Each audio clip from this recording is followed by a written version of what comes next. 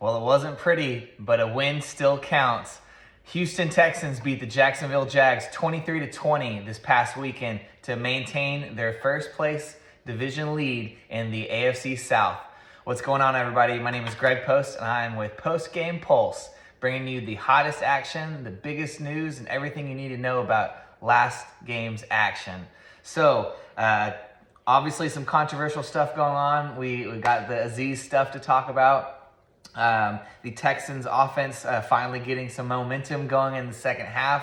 Texans defense, which has been our strong point all season, doing their bend but don't break mentality and more as the Texans defeat the Jacksonville Jaguars. Let's dive in and talk some more about the other day's game. Come on. So I was pretty happy with the win, regardless of the final score. At the end of the season, when we're looking back at victories, you don't really go back and look too much at the score. It's more, did you get the dub? You know, all about the dubs. So I was good to see that. We maintained our lead over the Colts, which is very important. It seems like they're starting to figure some stuff out. Anthony Richardson is starting to get hit going for them, and the Colts offense is finally running. So I want to maintain this lead that we have over them. So that's nice to see.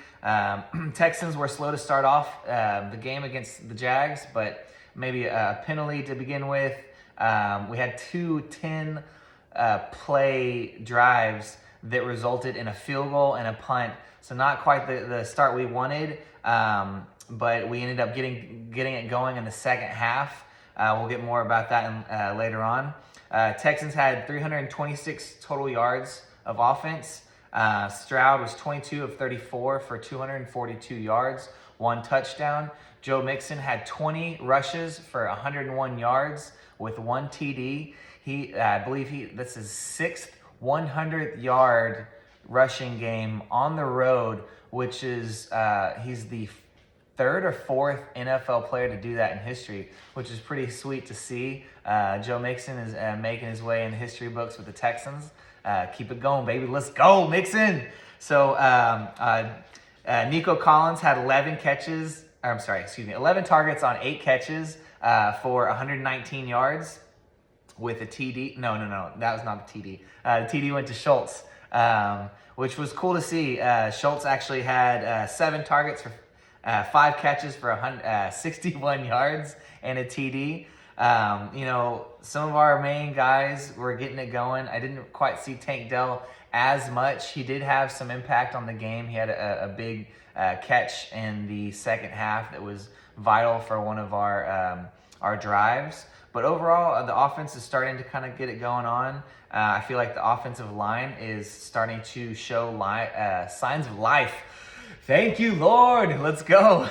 So we've hated on Laramie Tunsil a lot. Juice Scruggs, Jarrett Patterson, Shaq Mason, Titus Howard. They've all caught a lot of flack. But today we saw them play with a little more continuity and kept CJ Stroud a little bit more upright today. Now, the first play of the game, he got hit instantly, and I thought we were in for a long day. But the line definitely recovered well and gave him some time to throw. When CJ Stroud has more than a few seconds to analyze the field, he is one of the elite quarterbacks in the NFL, and he can diagnostic defense, pick them apart and find the player to throw the ball to, as we saw with the Dalton Schultz touchdown. I mean, he was able to pan through the field and see Schultz on his 3rd, 4th read and make the throw to him for the touchdown. It was great to see. 2 touchdowns in the second half for the offense. Honestly, thought we could have scored more, but I feel like we kind of took our foot off the gas pedal in the second half. And I feel like that was kind of a play into allowing the Jags to get back in the game, along with the Jags offense playing well. Mac Jones did a really good job after he came in for Trevor Lawrence. Speaking of which, in the second quarter, Aziz Al-Shaair had a really controversial hit on Trevor Lawrence. Now, clearly it was a late hit. I'm not trying to dispute that, but he did lead with his arm and hit him in the head. He's now getting placed on the IR. as we find out today. Aziz Alshire was immediately hit by some of the Jags offensive players. There was a big skirmish and a kind of a brawl happened.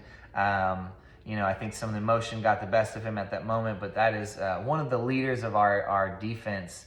I hated to see that happen, and that's very unfortunate. And I really do genuinely hope that Trevor Lawrence is okay. I never want to see anyone get injured. I like to see our stars play against each other. I genuinely don't think that Aziz meant to do that in a split second kind of thing. Obviously, we want our players to constantly go 110%, give it their all at moments. And sometimes when they do that, these things can happen. And, unfortunate to see. I do stand by Aziz. I know that he did not intentionally mean to hurt him outside of playing football. But ultimately that was a mistake. And as one of the leaders of our defense, he needs to make some better decisions. What's up, little Poppy over here? So that's my little dog. But defense, they have that bend it, don't break mentality. And a lot of times that's going to mean that the Texans are going to have a lot of yardage that they're giving up on the overall stats. And I mean, that's okay at the end of the day if we're winning. But I feel like we definitely gave some plays up the middle. Secondary kind of had some moments of weakness. What was it?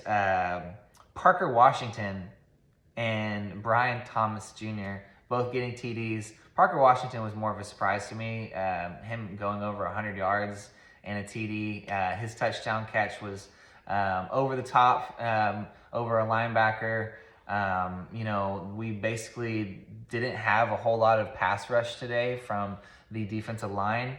Daniil Hunter did make some pressure moments, but ultimately some of our guys were not able to get to either Trevor Lawrence or Mac Jones.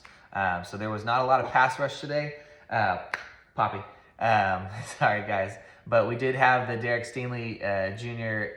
interception, which we're starting to see him have more and more of a reputation that he's gaining. Sting Island. I like the name. I think he deserves a lot of the credit for him just making his name for being one of the best corners in the game.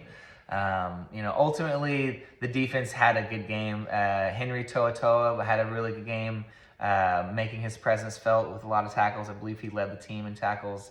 But we were giving some big chunk yardage plays in the second half and kind of allowing Mac Jones to get in rhythm. And since we weren't getting any pressure, he just marched down the field on some of the late game drives. And I'm glad to see the defense stood strong at the end to make them punt that final possession to give the ball to the Texans. And ultimately, the Texans offense helped win the game for us by getting that first down. The offensive line pushed the Jags defensive line off the ball multiple times, and we won in the trenches today. And that final drive, pushing our way to victory, and Joe Mixon getting those first downs, that was really cool to see. Obviously, Joe Mixon is kind of the heart of the offense right now.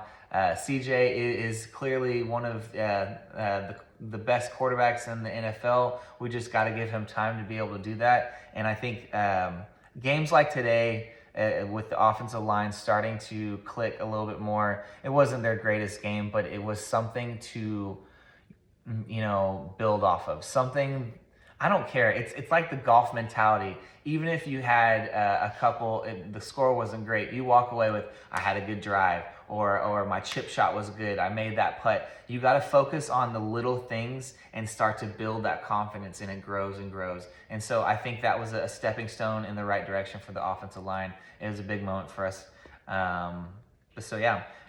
Fairbairn, Kaimi Fairbairn, I was glad to see him go 3 for 3, making a 50-plus yard field goal.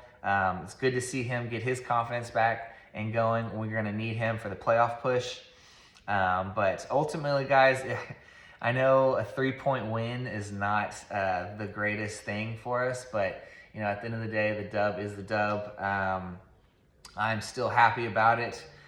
We have a bye week next week with the Dolphins, then the Chiefs, and then the Ravens after that. What a stretch for the Texans, and I genuinely think that we can really shake it up if we can take one of these wins against the Chiefs or Ravens. I think we're very capable of doing it. We just need to continue to build off this bye week, let some of our guys get healthy again, get some continuity on offense. Let's start spread the ball around if we can give CJ Stroud the time to do that.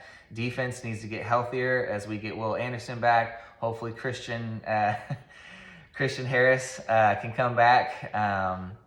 And our defensive line continues to push our way around on defense. But great win, guys. I am so happy that the Texans are back on track. Let's continue to ascend, guys, and thanks for joining me. If you don't really know anything about me, my name is Greg Post. I used to own a cheesecake bakery in Houston. I've always been a sports nerd my whole life. My friends and family have always tried to tell me throughout stages of life that I'm missing out on my true calling of being some type of sports analyst or person. I don't know what the name is, but I've always had a passion for sports. And I'm going to try to finally pursue that and expand on my my sports knowledge. So I'm going to continue to bring y'all the most sorry, my dog's barking. The most information I can about sports, Houston sports. Give me a follow, please. Post game pulse. Poppy, come here, baby. I guess that's my cue, guys. But thank you so much for listening. I'll talk to y'all next time. All right, see you.